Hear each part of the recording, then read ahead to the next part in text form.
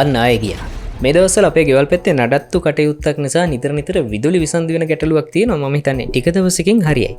හැබැයි ඔය අතරේ වටපිටාවෙන් ඇහුණු දේවල් එක්ක මට හරි අමුතු දෙයක් හිතුණා. ඉස්සර තාක්ෂණය දියුණු නැති කාලේ ගෙදරටම තිබුණේ මේ එක ලාම්පුවයි දෙකයි. ඒ වගේනේ තිබුණේ. එතකොට ඉතින් ඒ ලාම්පුව දෙක වටේට ගෙදර ඉන්න හැමෝම එකතු වෙනවා රැට කෑම ටික හරි කන්න. ටික කාලයක් ගිහිල්ලා ඔන්න ගෙදරට එනවා වයර්ලස් එක.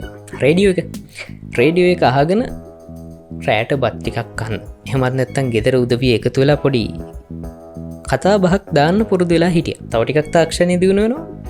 ඔන්න ඊට පස්සේ ගෙදරට එනවා රූපවාහිනිය. ඊට පස්සේ හැමෝම රූපවාහිනියේ යන ටෙලි නාට්‍යයක් එහෙමත් නැත්නම් මොකක් හරි වැඩසටහනක් නැත්නම් ප්‍රවෘත්ති විකාශයක් හරි බලන ගමන් රැට බත් ටික කන්න පුරුදු වෙනවා. හැබැයි ඉතින් ඔන්න ටික රූප පේන්න පටන් ගත්ත නිසා ගෙදර අයගේ කතා බහ ටිකක් අඩු වුණා.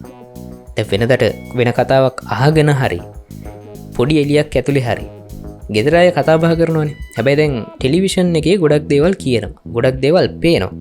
එතකොට ගෙදර අයට කතා කරන්න වෙලාවක් නැති වෙනවා. ගොඩක් වෙලාවට කතා කරන්නේ වෙළඳ දැන්වීමක් අතරේ. ඔහොම කාලේ ගෙවිලා ගිහිල්ලා මොබයිල් ෆෝන් එක ජංගම දුරකථනයේ ගෙදර ඉන්න හැම සමාජිකයෙක්ගේම වගේ අතට එනවා. ඊට පස්සේ ඒගොල්ලෝ කන්නේ හිතුණු වෙලාවට. අම්මා බත් ටික බෙදුවට කියන්නේ හරි වහලා තියන්න මම කන්න. ගොඩක් වෙලාවට ඒක සාධාරණ වෙන්නත් ඉඩකඩ තියෙනවා. මොකද රැකියාව වෙන්න පුළුවන්, අධ්‍යාපන කටයුතු වෙන්න පුළුවන්. මේවත් එක්ක හැමෝටම එකට කෑම ටික කන්න පුළුවන් වෙන වෙලාවක් ගලපා ගන්න සමහර විට දවසේ තියෙන වැඩ කටයුතුත් එක්ක අමාරු වෙන්න පුළුවන්. නමුත් මේ කතා බහ කරනවත් දැන් අපිට වෙලාවක් නැති වෙලා. සමහර වෙලාවල් වලට කෑම එකත් අරගෙන කාමරයට ගිහිල්ලා ෆෝන් එක එහාට මෙහාට සමාජ මාධ්‍යයන් වල සැරිසරන ගමන් තමයි කෑම ටික උනත් කන්නේ. ඒක හැමෝටම පුරුද්දක් වෙලා ඉතින් ඒකට දොස් කියන්නත් බෑ. සමහර අය හේතුවක් නැතුවත් ඒකට ඇබ්බැහි වෙලා ඉන්න. කොහොමනත් ඔය අතරේ කරන්ට් එක ගියාම ෆෝන් එක චාර්ජ් කරගන්නත් විදිහක් නැතුව වෙන කිසිම ඩිවයිස් එකක් එහෙමත් නැත්නම් වෙන අපිට කාලය ගත කරන්න පුළුවන් විදිහේ උපකරණයක් අතෙත් නැතුව කරන්ට් එක ගියාම කොහොමද නේද? ඔන්න අර තාක්ෂණය මේ තරම් දියුණු නැති කාලේ වගේ ගෙදර හැමෝම සාලෙට එහෙමත් නැත්නම් කුස්සියට හිමින් එන්න පටන් ගන්නවා. විනාඩි 5ක් 10ක් බලන් ඉන්නවා. තාමත් කරන්ට් එක නැහැ. ඉතින් මොකද කරන්නේ? එලියක් නැතුව ඉන්නත් දැන් අපේ ඇස් හුරු නැහැ.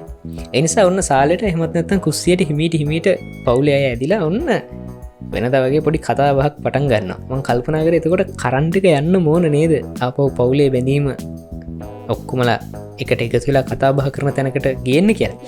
ඔය අතරේ මේ බලන්නකො වටපිටාව ගෙවල් වලින් මෙන්න මෙහෙම සද්ද එනවාද කියලා බලන්න. අල්ලපු ගෙදර කරන්ට් එක තියනවාද කියලා. මේ අපිට විතරක් දන්නේ කරන්ට් එක නැත්තේ. මේ ටිප් ස්විච් එක ඔෆ් වෙලා දන්නෙත් නැහැ. මේ වගේ සද්ද බද්දත් ඇහෙනව නේද? එතකොට දුකම කාරණාව මේ අපිට කරන්ට් එක නැති එකම නෙමෙයි. අපිට කරන්ට් එක නැති වුණත් ප්‍රශ්නයක් නැහැ. අල්ලපු ගෙදරට කරන්ට් එක තියෙනවා නම් අන්න ඒක ලොකු ගැටලුවක්. ඊට පස්සේ ගන්න ගන්නවා අපිට නැති කරන්ට් එකක් කොහොමද අල්ලපු ගෙදරට? සමහර විට තාක්ෂණික දෝෂයක් වෙන්න පුළුවන්. මොනවා හරි කාරණාවක් වෙනවා. එහෙම හොයලා බලන එක හොඳයි.